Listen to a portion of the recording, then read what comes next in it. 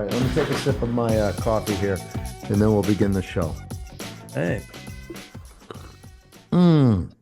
Sweet caffeine in we the go. middle of the afternoon. Here we go. Right.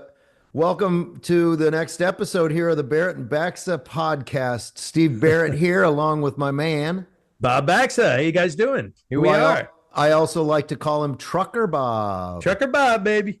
With my Yep. professional podcasting setup, I'm very proud of this. Yeah. I'm a real podcaster. A lot of podcasters, I think, spend a lot of their mental effort on getting a microphone, and they forget to talk about anything interesting. So we're going to try to also, in addition to having the microphone correct, we're going to also try to talk about good stuff. So that'll hopefully will be the deal here at the B&B, as those in the know have already started calling it.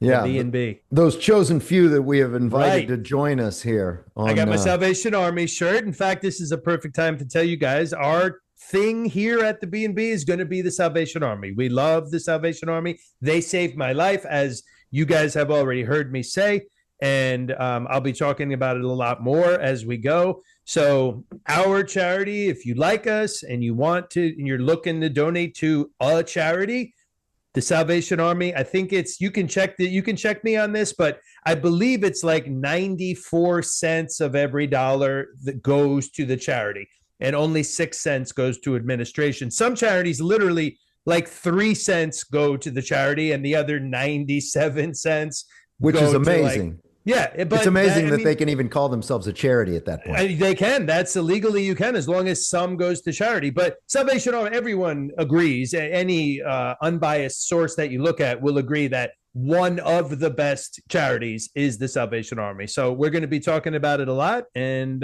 that's our thing. And it brings us, the Salvation Army is sort of what led us to the new character we're going to introduce, which is Trucker Bob. Trucker Bob. Yes, I am now a truck driver. So there was Traffic Bob, and now there's Trucker Bob. For those of you from Miami back in the late 90s, if you remember Zeta 94.9 is a famous rock station in Miami. Everybody knows Zeta. And I was Traffic Bob. That was my character on Zeta. And that was the best job. That was so much fun. I made like $8 an hour, but I loved being Traffic Bob. But yeah, now I'm Trucker Bob. So so when we started talking again, you explained to me that there's actually a reason that you kind of like being a trucker, that it sort of helps you out in your recovery.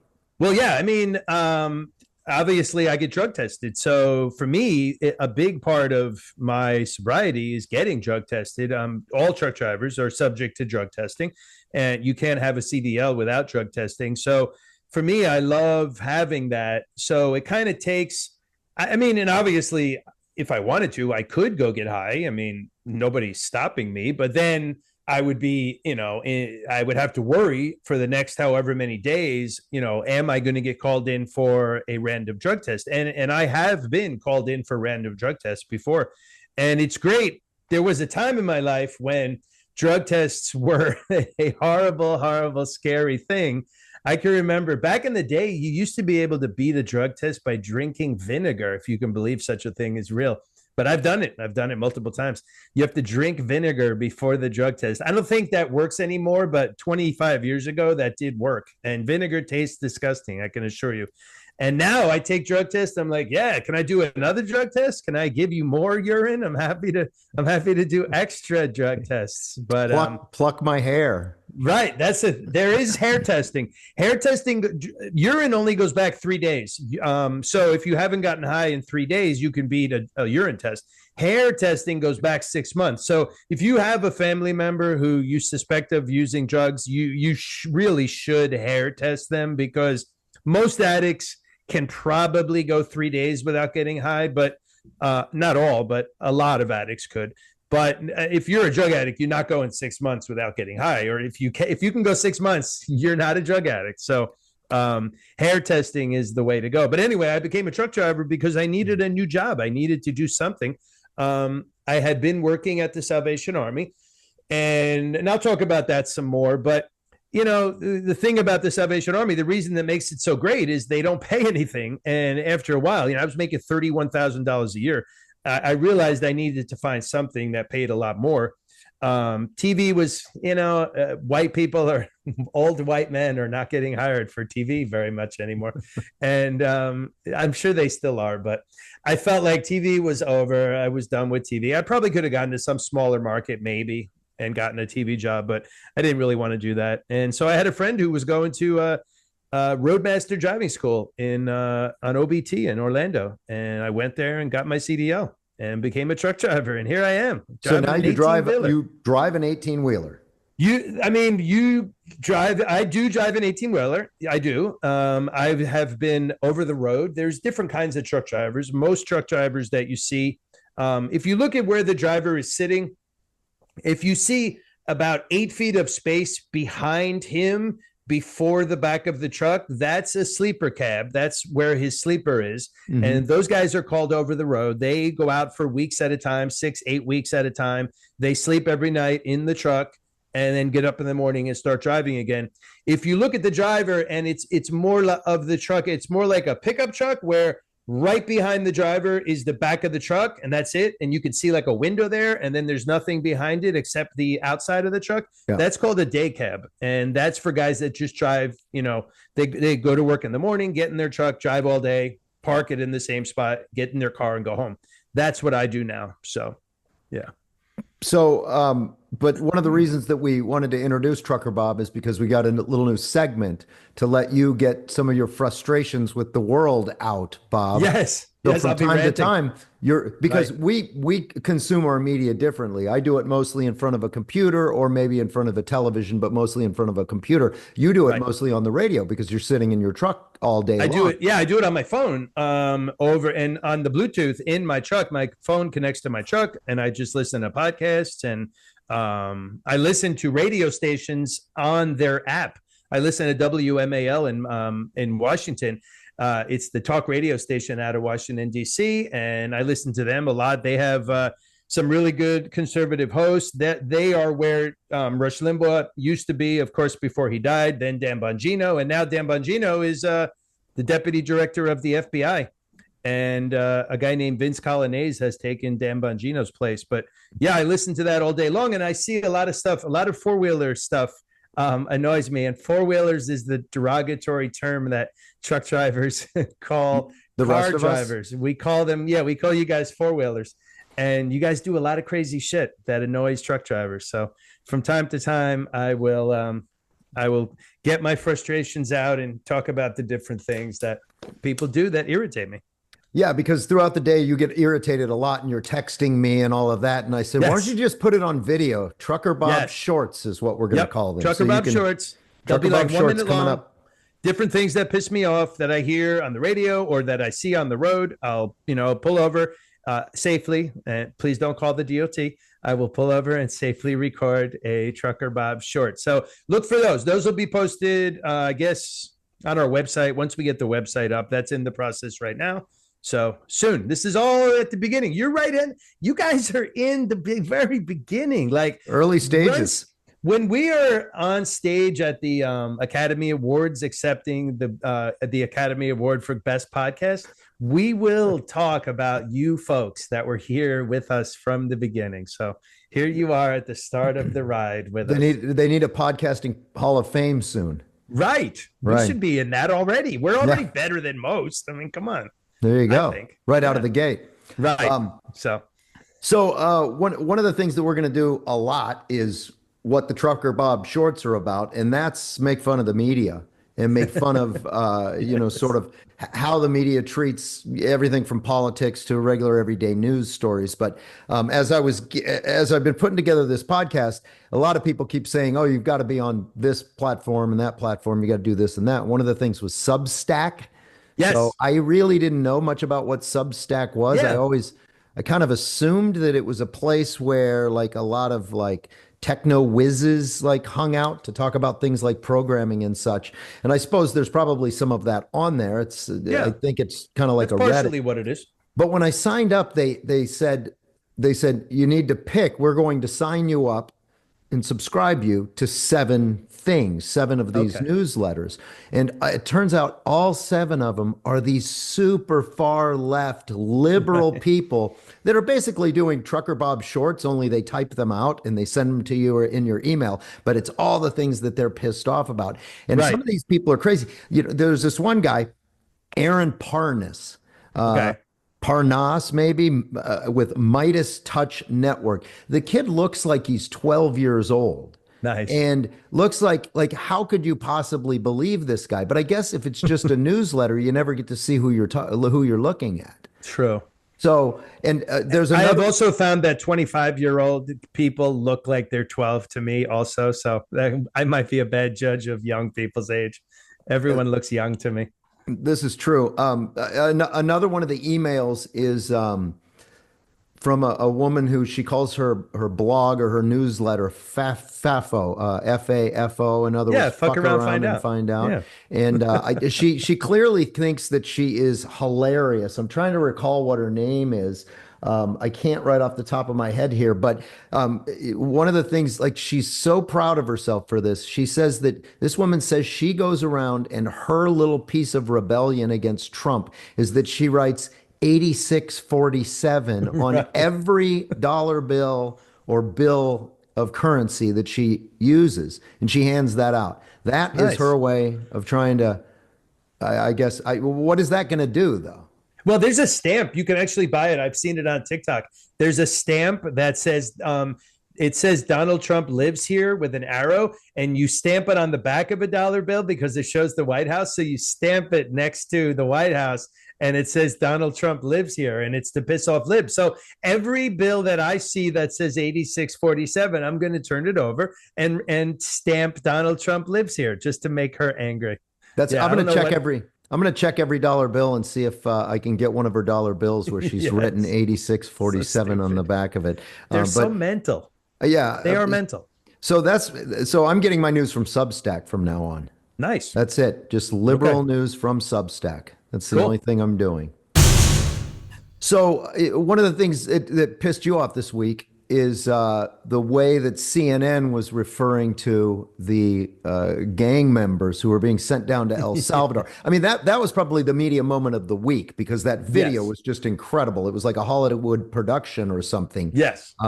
But And Marco the Rubio reaction to was it was crazy. Yeah. The media, first of all, these guys are gang members, murderers, rapists. But the media is portraying it like each one of them is a Nobel Prize winning, Peace Prize winning laureate who, saves children from drowning on their day off. Like every one of them has children and grandmothers crying. And it's just such a sad story.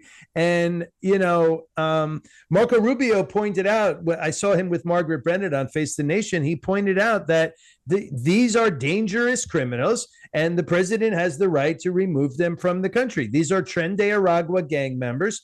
I know a lot of liberals are like, well, how do you know they're Tren de Aragua? Well, when it says fucking Tren de Aragua on a guy's face, that could be a bit That's of a giveaway. Yeah. Yeah. Usually I don't get a tattoo on my face of any gang unless I belong to that gang. That's just my personal little policy. I try not to get tattoos on my face of gangs that I don't belong to. So if it says Tren de Aragua on the guy's face, there's a good chance that he's Tren de Aragua. And, Why aren't you pronouncing that with a Spanish accent, Bob? Tren de Aragua. Yeah, that's how Yes. journalists are You have supposed to to do say it it. these days. You You're have to supposed to just say- and it's only Spanish that you have to do that with. You don't have to Right, do it you with don't do it with German Chinese words. words No. or German No. words. You don't No, have to that would add be the accent. racist. Only That's the racist. Hispanic accent is the Yes. only one that you can, and you can't even Correct. use Hilaria's a Spanish accent because she's Hillary the real. Baldwin. Yeah, How yeah. you say? How you say cucumber? How you say cucumber? I believe that was a great one. I love that. Nice reference. Good job. Yeah. Getting that in there. That was All good. right. Next thing is libs vandalizing Tesla. Oh yeah, this is a good one. This is good. Why is this happening? I don't know. They're so stupid. I was saying before, a good example, like if you see a guy, let's say that there's a story about Nike using Chinese slaves to, sew up to make their sneakers, and you see a guy wearing Nike sneakers, and you run up to him and punch him in the face, and he's like, "Why did you punch me?" And you're like, "Because Nike uses slave labor." Like, okay, what do I have to do with it? Like, these people are just driving a Tesla. Like, there's a guy in New York, we were talking about it. He's a Jewish guy, and a different Jewish guy drew a swastika on his Tesla. So you're a Jewish guy drawing swastikas on Teslas? Like, dude, this is just some schmuck who's driving a Tesla. He has nothing to do with Elon Musk. Like, how is that a protest against Elon Musk when you're vandalizing this guy's car? It makes no sense. And how does that hurt Elon Musk? It doesn't. All? He already paid for it. He already paid for the car. He Right. doesn't. You're vandalizing the car, and then all of these people that are out there selling their cars as if that's going to have some effect. You already bought the car from Tesla. You already bought it from the company. You've paid them already. So really all you're doing is you're just lowering the value of your own car so that you can't get money for it because nobody's going to want to buy a used Tesla. And what are they so mad about? They're mad because Elon's saving money he's looking into wasted money in the government. Like, how is this a thing that's making them so enraged? And the other thing I'm seeing a lot is the liberal narrative. Jessica Tarloff on The Five had this one. She's like, well, conservatives were fine with a Bud Light boycott, but so why aren't you okay with a Tesla boycott? And it's like, okay, we weren't burning down. Yeah, we didn't firebomb Bud Light warehouses, number one. Yeah. We did not attack Bud Light drivers. We did not walk up to a guy drinking Bud Light, and punch him in the face and physically attack him. We didn't do any sort of arson at a Bud Light distributorship. We did none of that. All we said was we're not going to buy the product. And that's fine. If you don't want to buy Tesla, it's fine. But why are you committing arson at a Tesla dealership? Like, and what exactly are you protesting? What is it? I would love to hear them tell me what it is they're mad about. And this exactly? Do you even know? What do you know, Steve? What are they mad about? Well, I think they're just mad about Elon Musk because they've been ginned up by the media. See, the media says it is bad for Elon Musk to be doing what he's doing because he's doing it in conjunction with Donald Trump. If Elon Musk had come into the Biden administration and done the exact same thing, he would be a hero right now. He could do the exact same thing and he would be an absolute hero right now. But because it's Trump, again, the media has to make Elon Musk into this boogeyman. And that's why they then hate his company. And it goes back to, before the election, everyone was talking about how, Trump's using all this violent rhetoric. Right. He's getting his followers, ready to be violent. Right. And the opposite happened. Right. Here he takes office.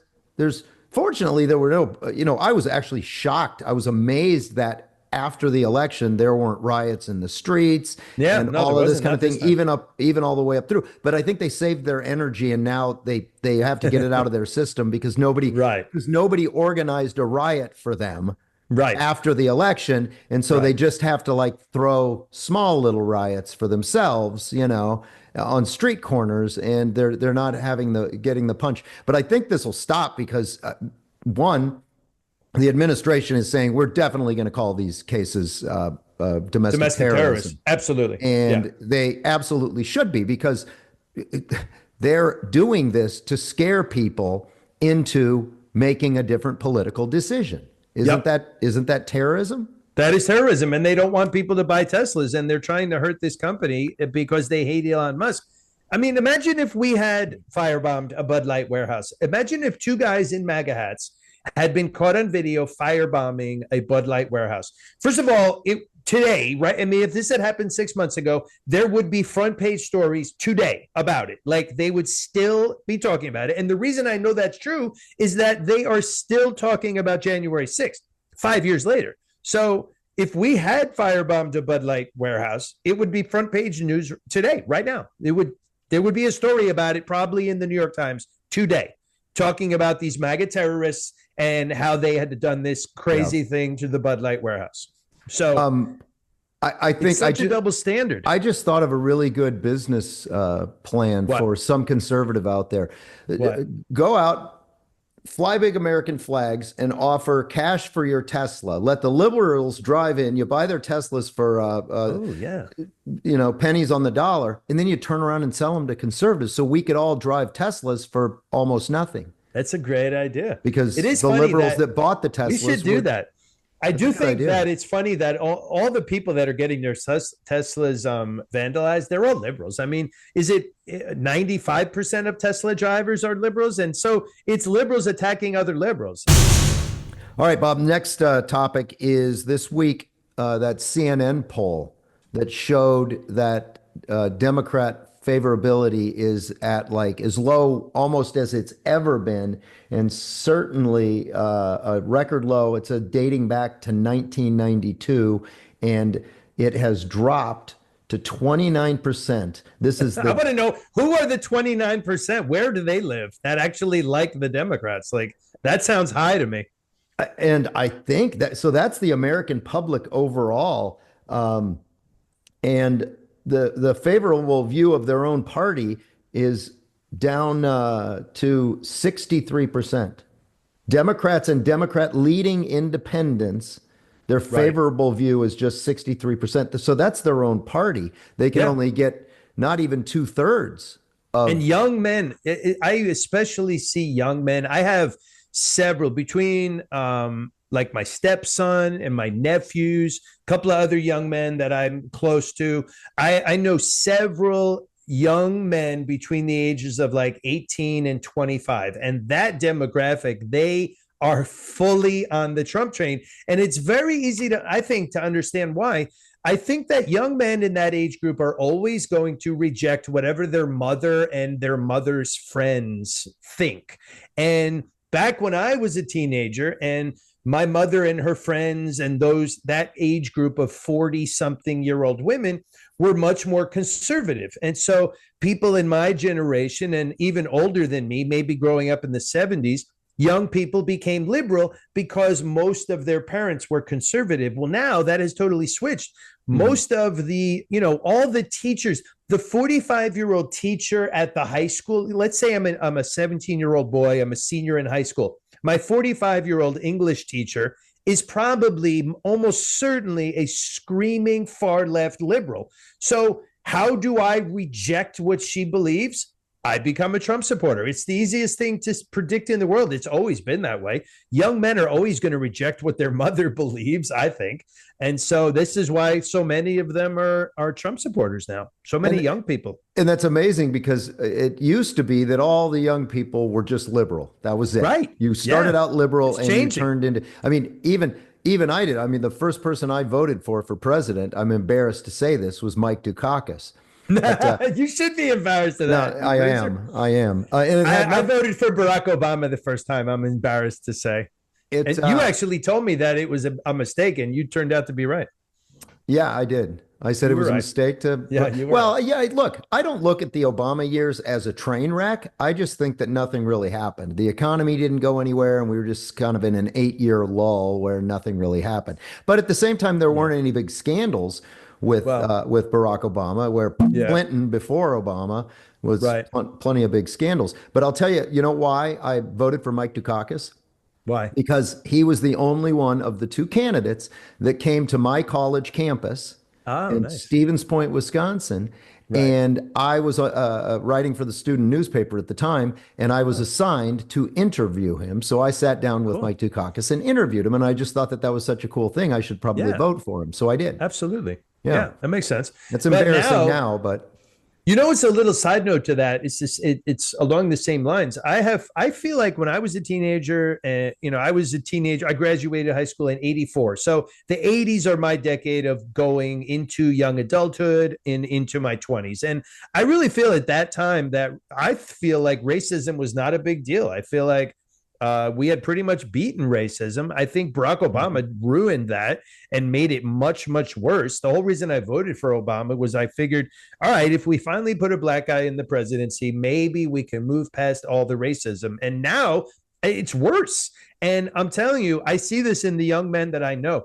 they have had all of this liberal, they've had so much of this woke bullshit shoved down their throats about gay people and black people that from what I see, they are more racist and more homophobic than my generation ever was. And again, it's just normal. If you tell a young man you cannot eat spaghetti, he's going to want to eat spaghetti. It's the easiest thing to predict in the world.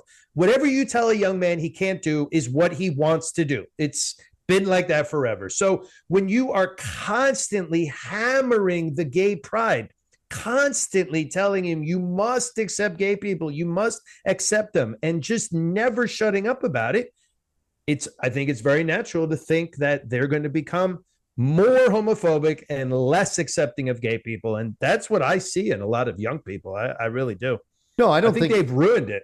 I think back in the 80s, it wasn't talked about that much. And it was a time when a lot of, like musicians and actors were coming out right of the closet. And I don't recall really caring them. I mean, when I found out that Freddie Mercury was gay, I loved Queen. I didn't care. Right. I didn't care that Rob Halford was gay.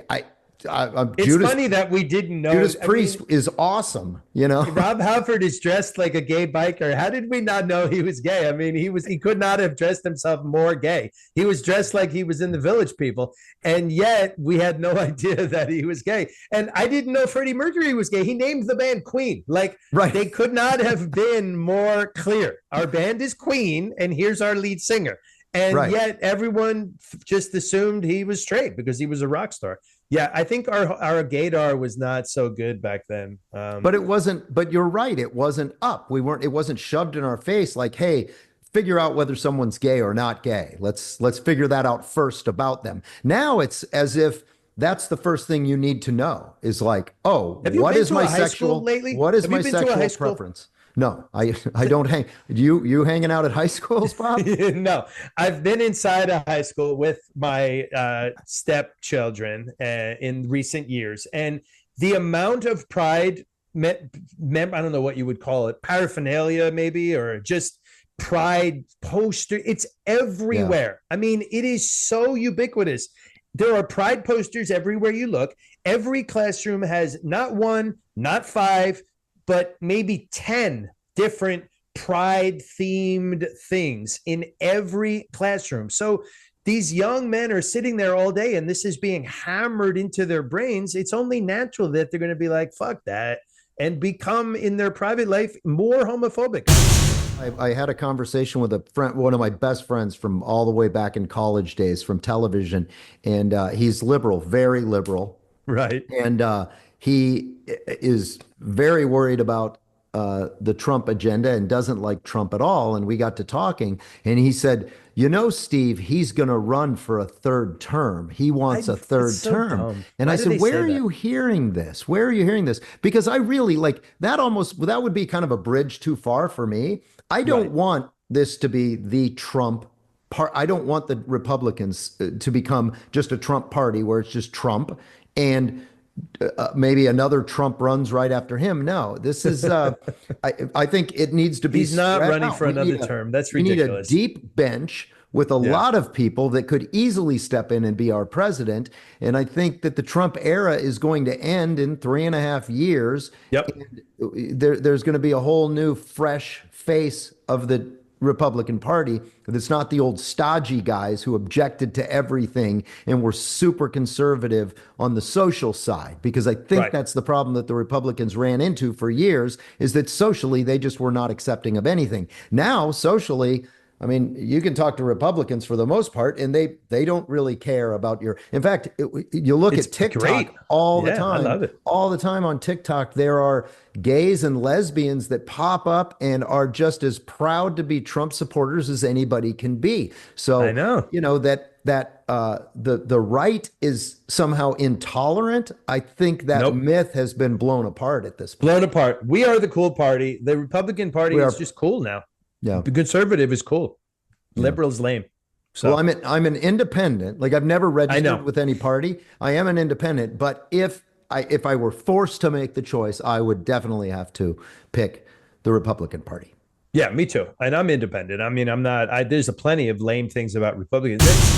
So the other day, I teased something that I definitely don't want to skip over because I think people are probably sitting there wondering why you accused me of breaking into Mar-a-Lago, but that is not Right. how. Your fans demand to know their story. Yeah, this wasn't a breaking into Mar-a-Lago, and I'll set the stage. Back in the 90s, I was a news photographer, a videographer, so I'm the guy walking around with the camera, and Right. I'm working with this reporter one night, and our assignment is that we're going to go to Donald Trump's house, and we've been invited to a party at Mar-a-Lago. And I thought, man, this is fantastic. Look at this. We're going to Mar-a-Lago to have a big party. Keep in mind, this was at a time when Donald Trump financially was trying to make some moves to get himself out of some debt and so on and so forth. I'm not going to say he was going broke because he definitely No. wasn't going broke, but Mar-a-Lago at the time, I believe it at the time it was the most expensive piece, house, home property in the United States of America. Okay. Okay. And he couldn't sell it to anybody because the economy wasn't doing great. And so he wanted to split it up into different plots. This was before the golf club was there and everything like that. So he wanted to subdivide the Mar-a-Lago property. And Okay. to accomplish that and to get the city council in Palm Beach to go along with it, he decided he was going to start throwing enormous house parties. I mean, he's bussing in models and athletes from Miami, Nice. and he's having these huge parties. And there had been two or three of them, but this was the biggest one he'd thrown yet. He invited us to the party as journalists, but he didn't really invite us to the party because what we ended up doing was standing outside with our cameras and just shooting video of everyone walking in and letting them shout out to you. One guy comes walking by us. He says, "I'm jumping in the pool naked at midnight." Okay. So that's the Sounds kind like of a thing. red carpet deal. Yeah. And at one point, Trump comes out and we interview him. He tells us this is the most fantastic party anybody's ever thrown. These are the most beautiful people, and they're having more fun than anybody could ever have. He was just as boisterous as he is now. And I kind of thought to myself, wow, who is this buffoon? And Right. how is he so rich? And, but in any case, this Lynn is her name. Lynn, the reporter I'm working with, said, well, we got an invitation to your party. Are we going to be able to come in? And Trump said, I'd love to let you in, but I don't think they'd like the camera. And Okay. he kind of turned around and walked away at the end of the interview. Lynn was smart as a whip because she saw him go directly over to the table where people were kind of signing in and making sure they were invited to the party. And Trump yelled at the guy, and the guy was scared and he freaked out a little bit. And then Trump walks about 10 feet away. Lynn runs right over to this doorman and said, "Hey, Mr. Trump just said that we could come into the party." And he said, "What? Did he said that?" And she said, I quote, he said, "I would love to let you into the party," which is true. He did He say did that. say that. Yeah. And she said she had the balls to say, "Go ask him if you don't believe me." And the guy Nice. looked over at him, having just been yelled at, and he didn't want to. So he said, "No, Right. no, That was a no, smart move. no. If That was that's what he smart. said, if that's what he said." And we didn't want to take the camera in because then we would be working instead of Right. partying. So we said, he doesn't want the camera in there, so we're going to put it in the truck. So we go back to the truck, and meanwhile we think, cross our fingers.